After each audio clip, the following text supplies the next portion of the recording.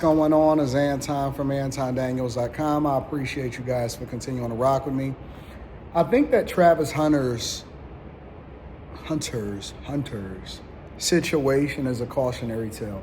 Not necessarily about the woman that he's dealing with, but about the social media pressures, and then also whether or not people have your best interests at heart. Let me explain it for a second.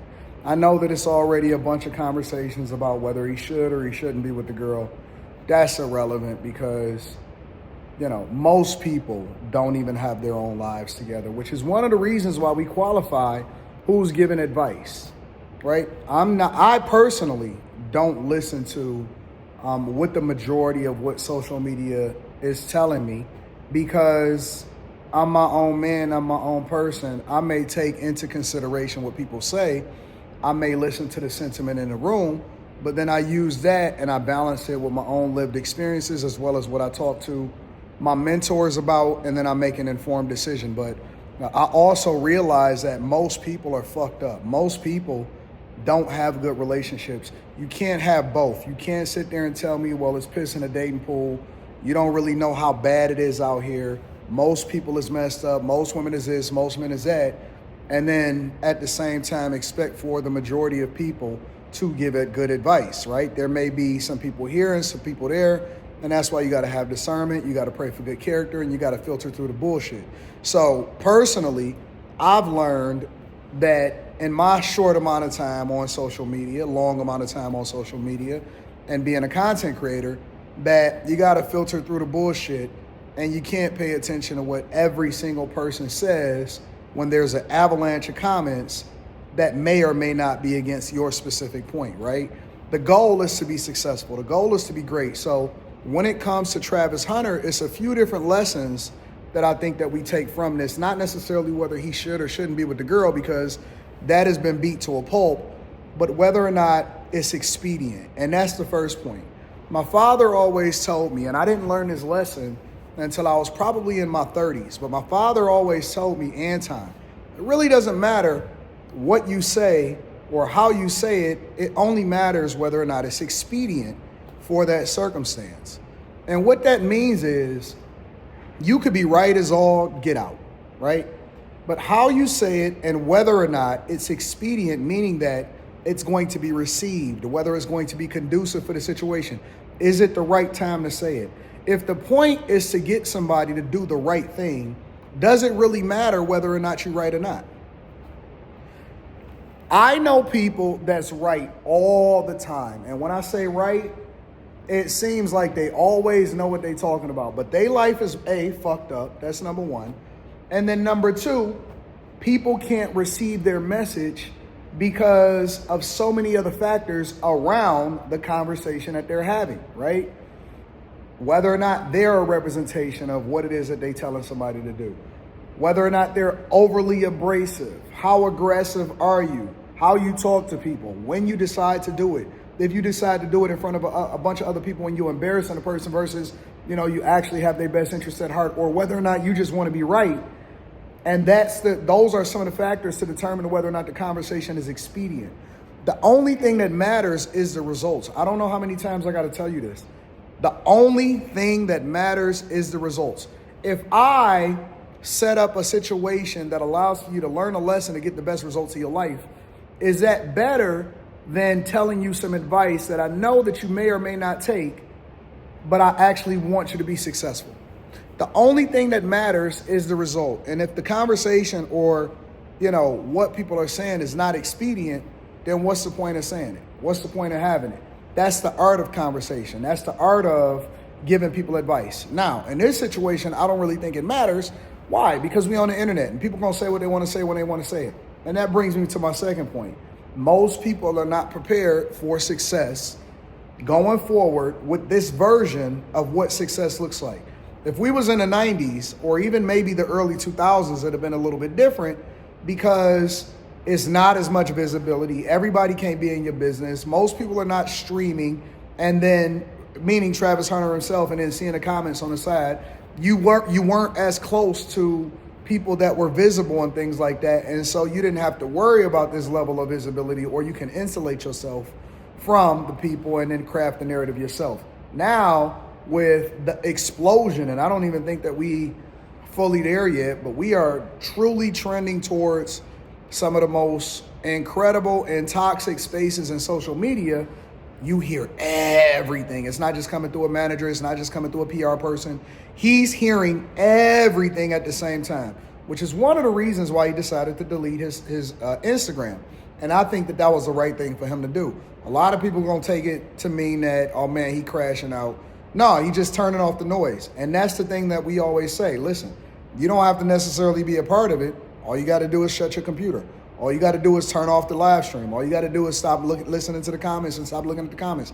I tell people all the time when they streaming with me, when I stream with other people, unless you're reading super chats, when I stream with other people, meaning that I'm on a panel like Monday night, shout out to everybody that tuned in to Monday night, I don't look at the comments because the comments is for the people that are watching.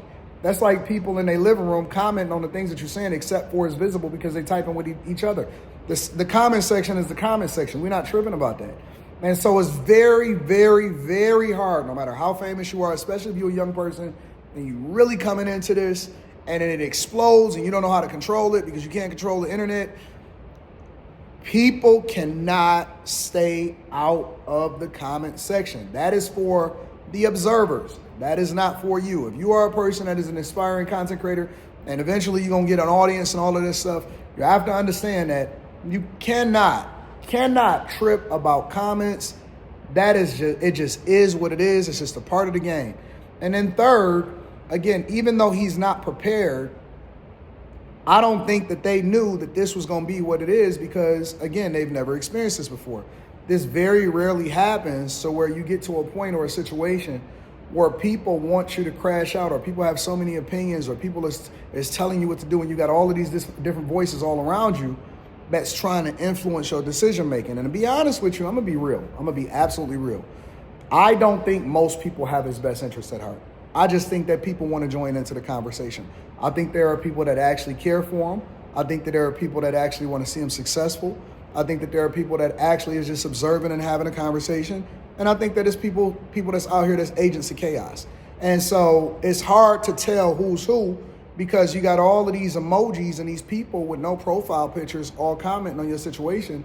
And then you also have some of these famous people and it's overshadowing a lot of what he's done on the field, especially being a Heisman Trophy winner. My advice to Travis Hunter at this point, now that it's become what it is to completely remove yourself and filter through what you see coming to you. Have your people filter through what you see coming through you, number one. Number two, I would absolutely make sure that I get a prenuptial agreement to protect yourself because that's my biggest thing. That's been my biggest thing since the beginning.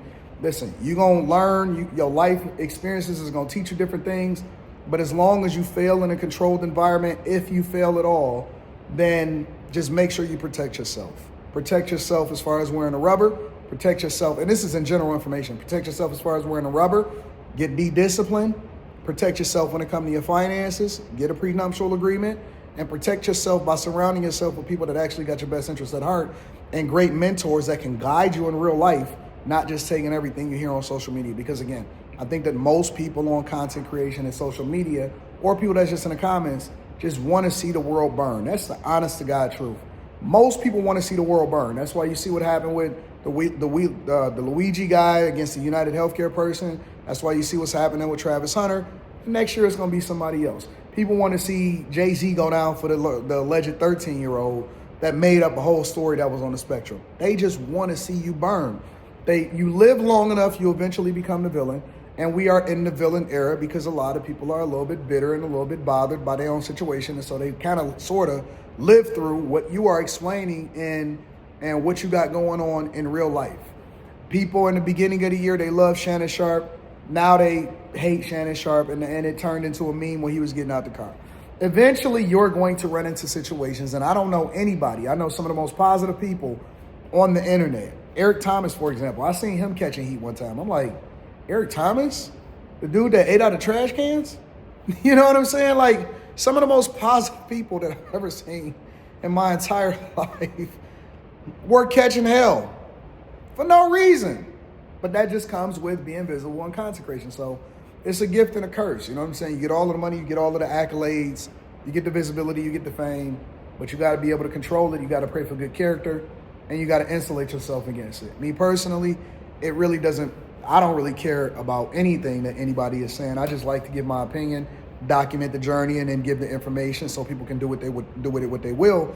And we in this game. It just is what it is. So it's a difficult situation for him. I feel for him, and I hope that everything works out for him.